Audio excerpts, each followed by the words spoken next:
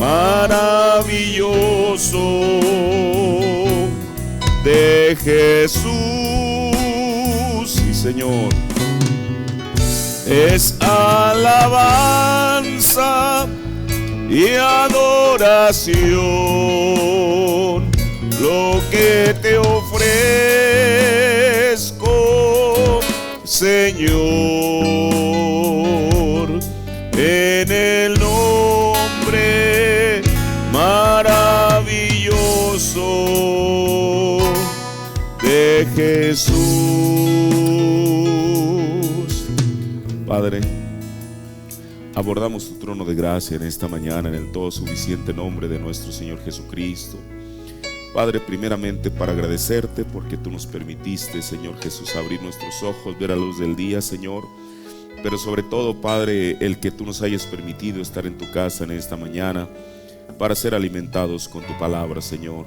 Te pido, Dios, que en esta mañana tu santa palabra nos instruya, Señor, nos edifique nuestras almas y nos prepare, Señor, ya que ese es el propósito, Dios, por el cual tú has enviado tu palabra revelada, Señor. Te pido que en esta mañana tú me asistas en la exposición de ella, que abra nuestro entendimiento a ella, Señor, y que tu Espíritu Santo la pueda revelar a nuestros corazones. En el nombre del Señor Jesucristo. Amén.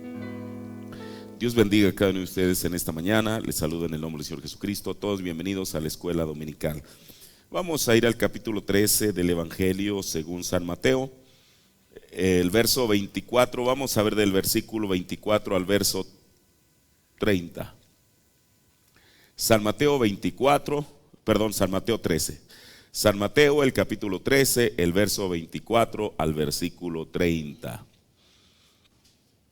Estas porciones de la palabra son muy familiares para nosotros. Dice: otra parábola les propuso diciendo: el reino de los cielos es semejante al hombre que siembra buena simiente en su campo.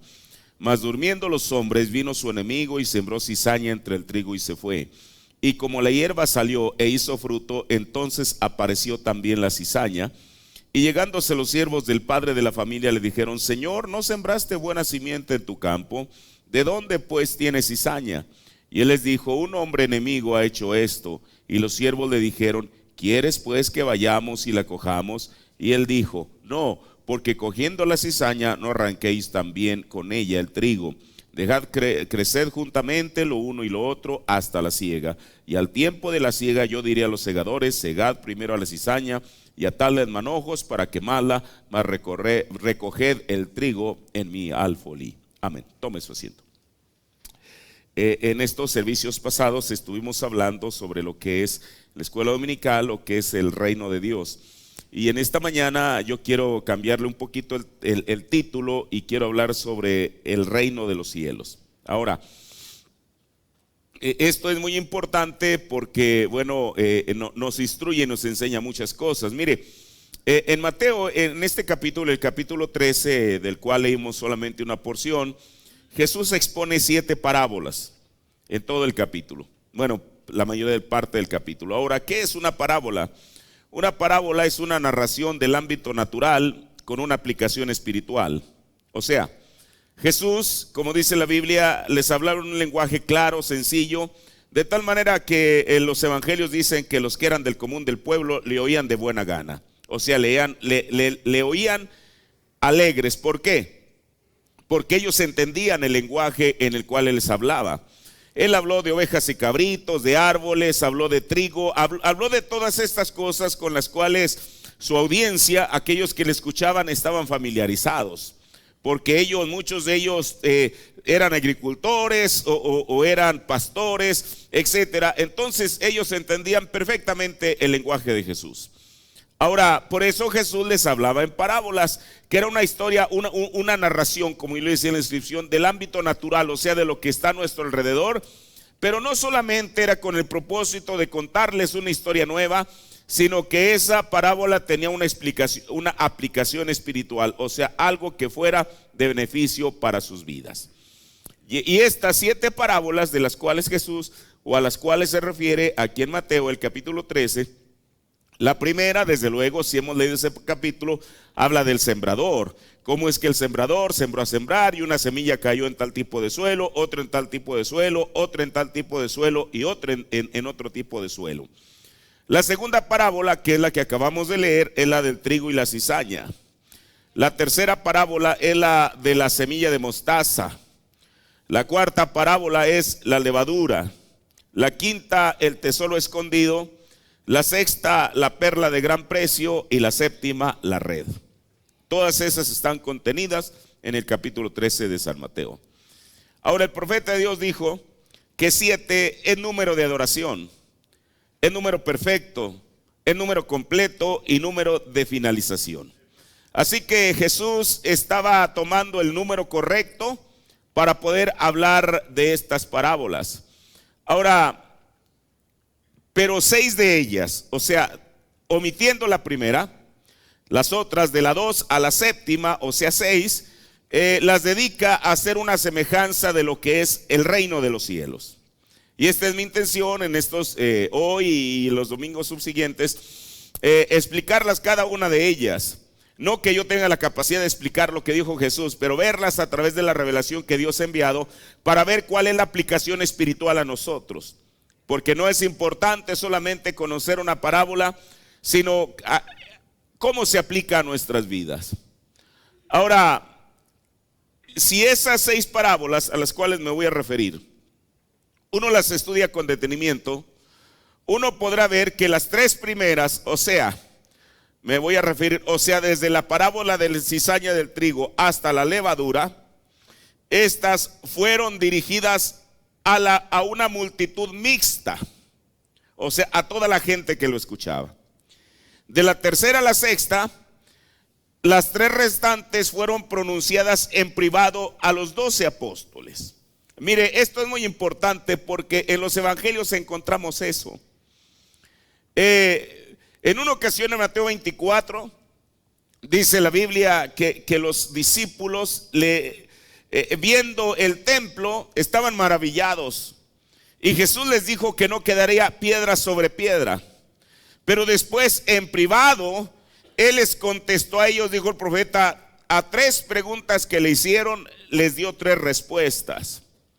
Ahora, esto es muy importante. ¿Cómo es que Jesús tenía un mensaje que era para la audiencia en general, pero también tenía un mensaje que era para aquel grupo de seguidores cercanos a Él? Ahora, mire, esto es importante. Porque esto, bueno, nos enseña muchas cosas. No voy a entrar a eso, pero solamente lo dejo ahí para que usted lo pueda tener en su mente a medida que avanzamos. Pero no solamente eso. Le repito, 3 parábolas son, digamos así, para la audiencia mixta que lo estaba escuchando. Y las otras 3 fueron en privado solamente para los 12 apóstoles. Esto usted lo puede leer leyendo el capítulo, no es una invención mía. Pero aquí hay algo más. Estas 6 parábolas están estructuradas en pares. ¿A qué me refiero? Mire, y todo eso, si usted lee con detenimiento la Biblia, lo va a encontrar. ¿Qué es un par? Son una terna de 2.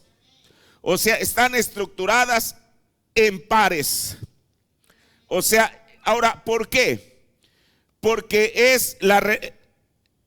esa estructuración en pares es la relación de la una con la otra. Mire, yo sé que ahorita esto que estoy hablando, a lo mejor usted diga, bueno, ¿cómo está eso? Pero voy a tratar de ser más explícito. Mire, si usted lee la segunda parábola, que es la que leímos, la del trigo y la cizaña, y la séptima, ambas tienen se le puede llamar una relación una con otra. La tercera y la cuarta tienen relación, y la quinta y la sexta se corresponden mutuamente, o sea, una con la otra. ¿A qué me refiero? Que el contenido de esas parábolas es con las mismas enseñanzas generales, aunque cada una de ellas varía particularmente en cada aspecto. Es decir, la del hombre que siembra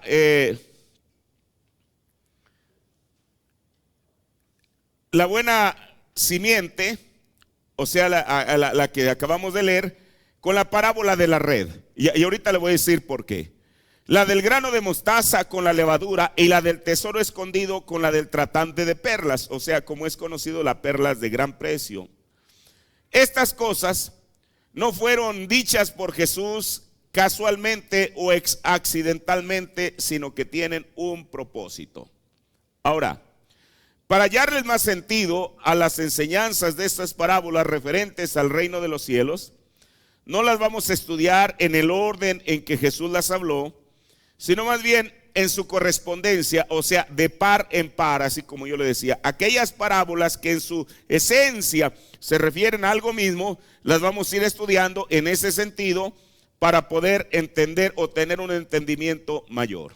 Ahora, comencemos con la segunda parábola y la séptima parábola. Así, en esa terna, digamos, en par, las vamos a ir estudiando. La segunda parábola habla del trigo y la cizaña, y la séptima habla de la red que atrapa peces buenos y malos. Ahora, mire, el tema de estas dos parábolas en general, que enseñan la misma verdad, aunque son un poco distintas en su aspecto, aquí es donde voy a entrar. El carácter mezclado del reino en su actual estado. ¿A qué me refiero? Mire, porque en ambas se hace una separación al final. El trigo y la cizaña crecen juntos, pero al final el Señor o los segadores, al final, al tiempo de la siega, separan el trigo de la cizaña. ¿Es verdad? La de los peces, dice la Biblia que el pescador echó su red y sacó peces, y después que los hubo sacado, hubo una separación, según dice la Biblia, entre los peces buenos y los peces malos. Aunque, si uno ve esa escritura en particular, a través del mensaje, se abre más todavía, pero bueno, no voy a entrar a eso en esta mañana porque apenas me voy a enfocar a lo que es la segunda parábola. Entonces, ¿a qué se refieren estas dos parábolas, la segunda y la séptima? Al carácter mezclado del reino. ¿De cuál reino? Del reino de los cielos, que eso es mi tema, en su estado actual, o sea, como está hoy en día. Hay una mezcla, pero al final hay una separación.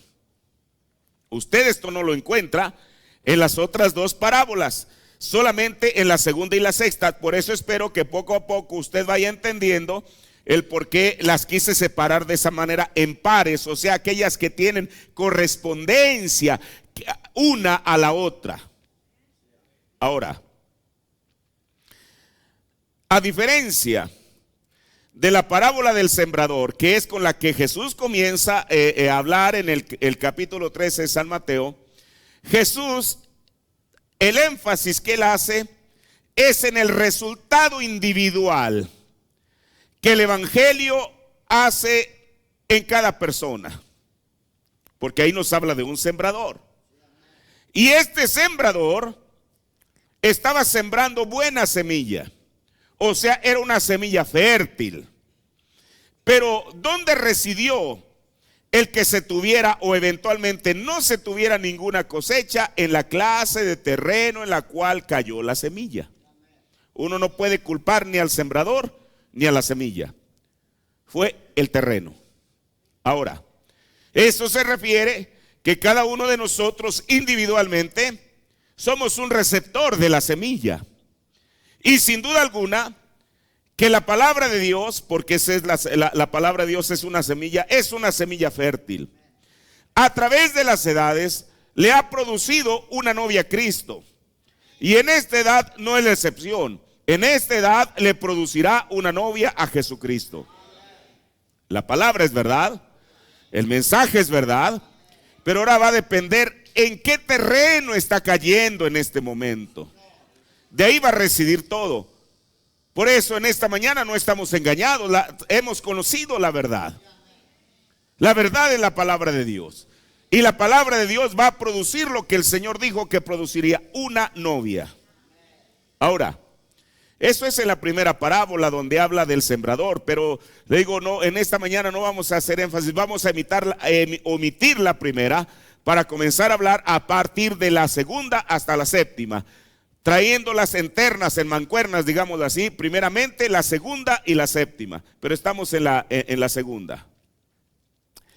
Aquí en esta parábola del trigo y la cizaña, es una parábola que Jesús, cuando Él está hablando, no es tanto de carácter individual, sino que se hizo a nivel grupo. ¿Sí me explico?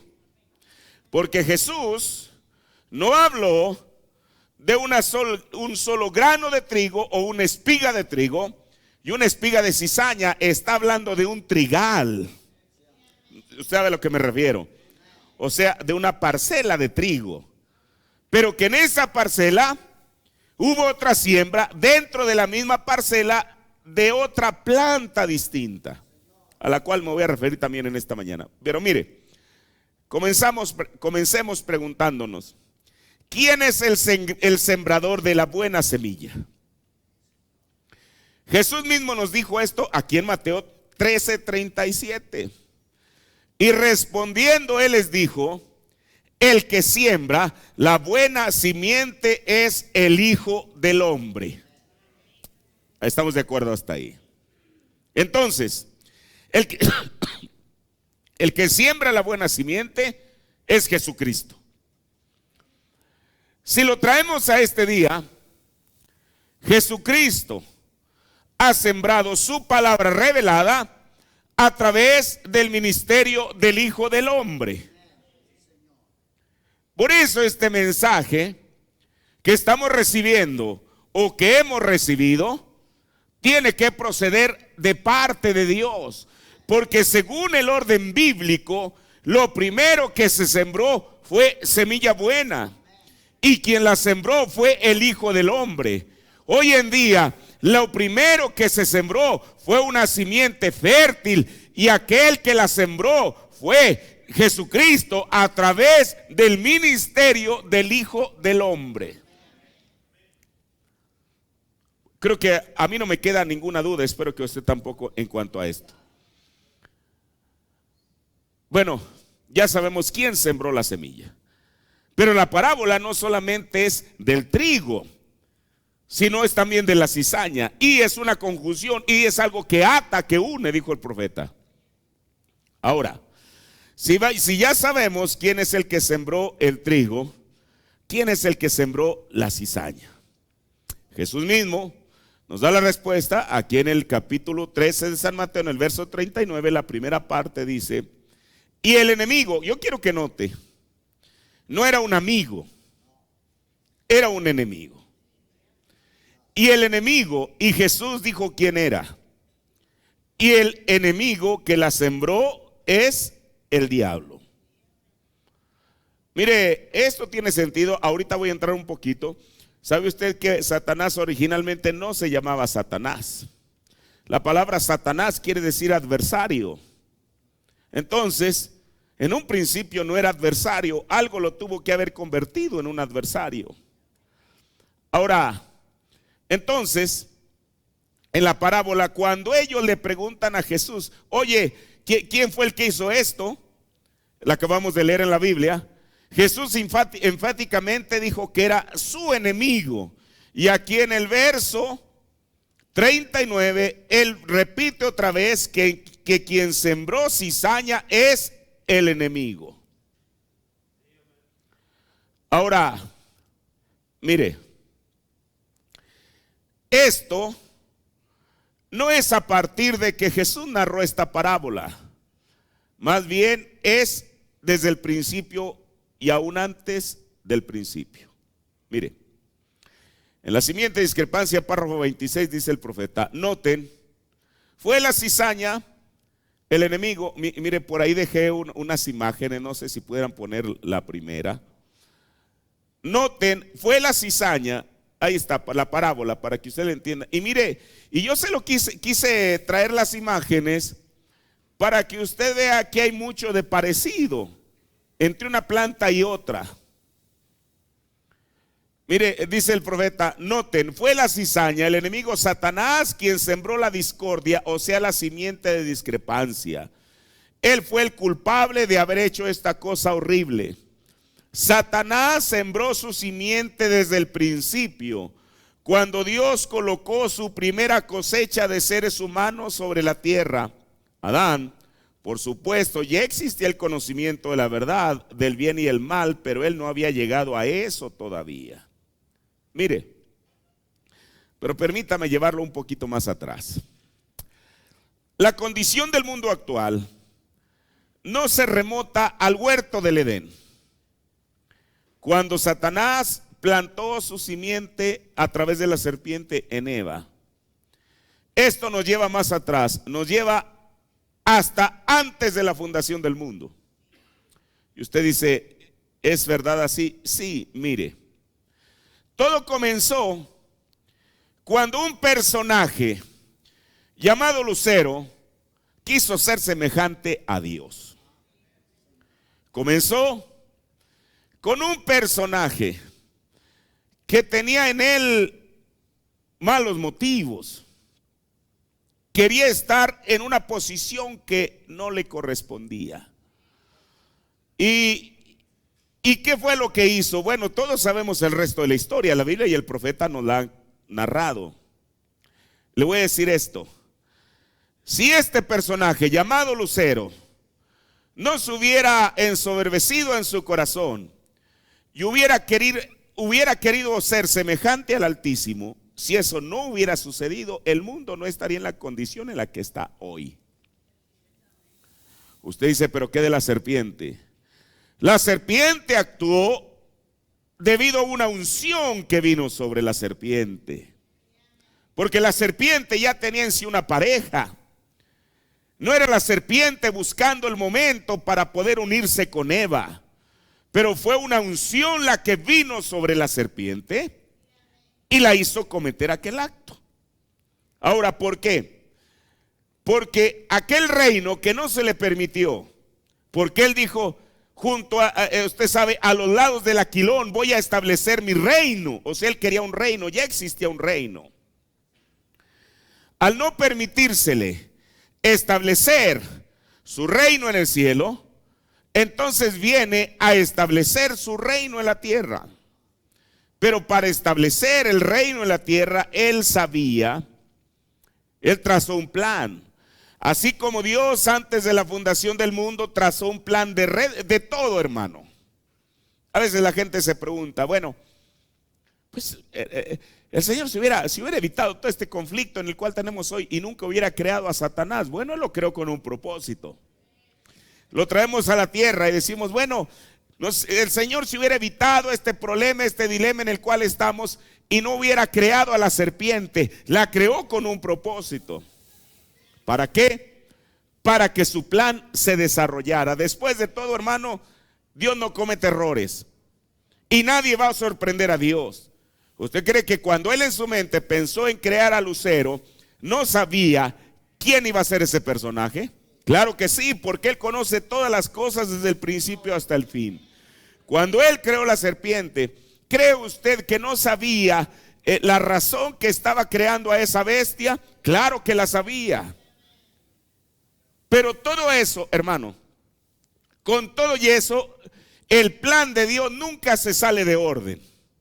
Por eso, si antes de la fundación del mundo hubo aquella rebelión de ángeles, y permítame decirle, la Biblia dice que él se llevó 2/3 partes. Una vez hablamos hace unos 2 años, quizá aquí en La Blanca, sobre eso, y vimos cómo es que, aunque la Biblia dice que fue 1/3 parte, el profeta y la Biblia dicen que fueron 2/3 partes. Ahora, usted dice, ¿esa no es una contradicción? Claro que no. Lo que pasa es que la palabra es así. Uno tiene que saber engranarla, que cada engrane vaya con el de él para que uno pueda ver el cuadro perfecto. Ahora, por eso, escuche, a los ángeles caídos, Dios nunca les proveyó una vía de redención. Pero a las estrellas que dijo el profeta que éramos los hijos de Dios. Él sabía que íbamos a venir a esta tierra en un estado caído y Él sí nos proveyó una vía de redención. Por eso Jesús no fue inmolado en el Calvario, Jesús fue inmolado desde antes de la fundación del mundo. Eso es lo que dice la Biblia, eso es lo que el profeta nos dijo. En la mente de Dios. Ahora, ¿por qué estamos pensando, ahora al decir que no fue inmolado en el Calvario, no me vaya a malentender, no quiero decir que aquello no es verdad. Ahí fue literalmente inmolado. Pero Dios en su mente, así como había un grupo de ángeles caídos y había un grupo también de hijos de Dios, para los hijos de Dios Él proveyó un sacrificio desde antes de la fundación del mundo. Y el hermano Branham dijo que el sacrificio del Cordero antes de la fundación del mundo fue tan doloroso como en el Calvario. Ahora, hermano, estas no son cosas sacadas de algún pensamiento de la gente. Estas son cosas sacadas de la Biblia. Usted ha leído de pura casualidad en Apocalipsis donde dice que el Cordero fue inmolado antes de la fundación del mundo. Ahora, entonces, regresando a la parábola que estamos hablando, aún sabemos que el que sembró la buena semilla es Jesús, el Hijo del Hombre. Pero aun cuando estaba sembrando la buena semilla, qué cosa, mire, Dios tiene principios. Cuando estaba sembrando la propia semilla, su propia semilla, Él la estaba sembrando, dice la Biblia, en su propio campo, no en un campo ajeno. Porque dice la Biblia en Mateo 13:24, ahora otra parábola les propuso diciendo: el reino de los cielos es semejante al hombre que siembra buena simiente en su campo. Eso es lo que dice la Biblia, ¿verdad? Ahora, hermano, ¿qué nos indica esto? Mire, que si nosotros somos parte del campo de Jesús, estas cosas de las que vamos a estar hablando están supuestas a suceder dentro del campo del mensaje. Me voy a explicar. La Biblia dice que el hombre siembra buena semilla en su propio campo. Pero no había dos campos. Un campo solamente que contenía trigo y otro campo distinto que contenía solo cizaña. Sino que en un solo campo estaban ambas plantas. A eso me refiero. Ahora, ¿qué es el sembrador? Para que se produjera trigo, ¿qué es lo que estaba sembrando? En Marcos 4:14 dice: el que siembra es el que siembra la palabra. Y en Lucas 8:11 dice: esta es pues esta la parábola. La simiente es la palabra de Dios. Y el profeta de Dios nos dijo que la palabra hablada es la simiente original.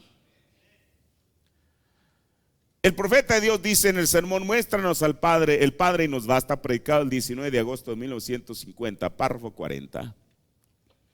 Jesús dijo: un sembrador salió y sembró semillas. Y mientras él dormía, otro sembrador pasó y sembró cizaña. Y él continuó y narró la parábola. Los discípulos no podían entenderle. Mire, por eso yo ruego que el Espíritu Santo nos abra el entendimiento para que usted entienda de lo que estoy hablando. Ahora, estas cosas no son misteriosas. Estas cosas son sencillas. Pero se requiere la revelación del Espíritu Santo en nuestra vida para poder entenderlas. Porque mire, al final no es estudiar esta parábola como los niños en la escuela dominical y que ya aprendieron una historia nueva, no, sino realmente cuál es la aplicación espiritual para nosotros de cada una de estas 6 parábolas que vamos a estar estudiando. Los discípulos no podían entenderle. Jesús les explicó: el sembrador es el Hijo del Hombre, el campo es la tierra y la semilla es la palabra de Dios. Amén, fíjese. La semilla es la palabra de Dios. Si es todo lo que la palabra de Dios dice, es una semilla. Ahora, bueno, hasta ahí estamos bien. El Señor está sembrando o sembró su semilla en su propio campo. Sabemos que el sembrador es el Hijo del Hombre, que lo que siembra es la palabra de Dios. Pero después, no antes, después que la simiente había sido sembrada, según palabras de Jesús, no vino un amigo, sino que vino un enemigo, sembrando otro tipo de simiente.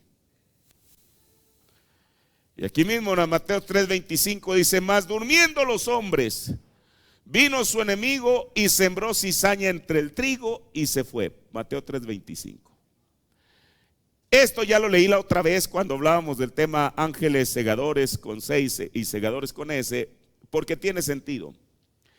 Usted sabe que el profeta de Dios vio una visión relativa a esto. Y qué bueno que él nos la narró, para que nosotros pudiéramos tener un entendimiento más claro de lo que es esto. El profeta dice en una exposición de las edades de la iglesia en Pérgamo, párrafo 47, dice: en la visión vi a un hombre vestido con vestidura de blanco puro,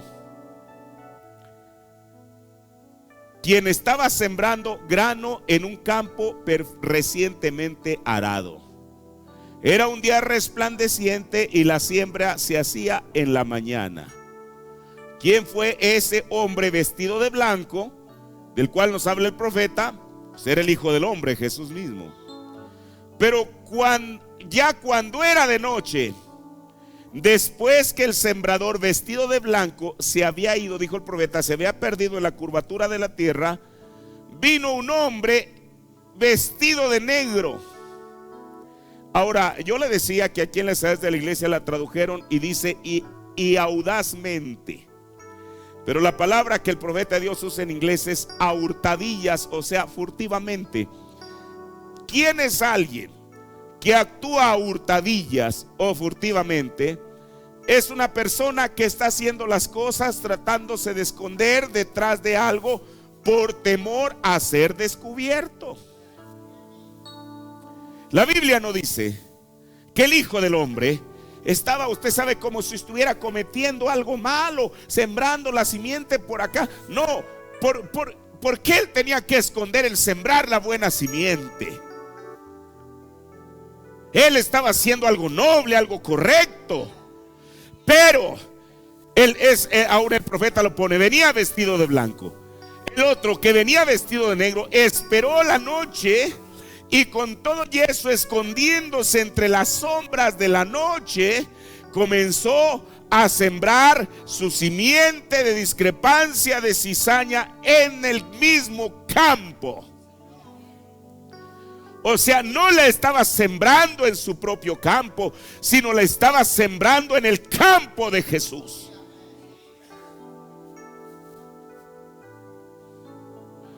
Pero ya cuando era de noche, después que el sembrador vestido de blanco se había ido, vino un hombre de negro, y lo voy a traducir de esa manera, y a hurtadillas o fortuitamente sembró más semilla entre aquella que el hombre vestido de blanco había sembrado. Y al final, termino, la siembra del vestido de blanco, del hombre vestido de blanco, el Hijo del Hombre, y la siembra del hombre vestido de negro, cada uno de ellos produjo algo, y ahí están. Si usted se fija, son demasiado parecidas. Después vamos a estudiar con detenimiento más el trigo, ya hemos escuchado mucho de eso. Vamos a estudiar un poquito más esta plantita, esta hierba. Puestos de pie, vamos a darle gracias al Señor en esta mañana. Padre, te agradezco, Señor, el que tú nos hayas permitido avanzar hasta ahí, Señor. Padre, el estudiar estas parábolas sobre el reino de los cielos, Padre, porque sin duda alguna que ellas nos instruyen a todos, Señor Jesús, Padre, yo te ruego, Padre, que tú abras el entendimiento, Señor, de nuestros corazones, para poder entender el significado de ellas, Señor. Gracias, Señor Jesús, en el nombre del Señor Jesucristo. Amén. Dios les bendiga, tomen su asiento.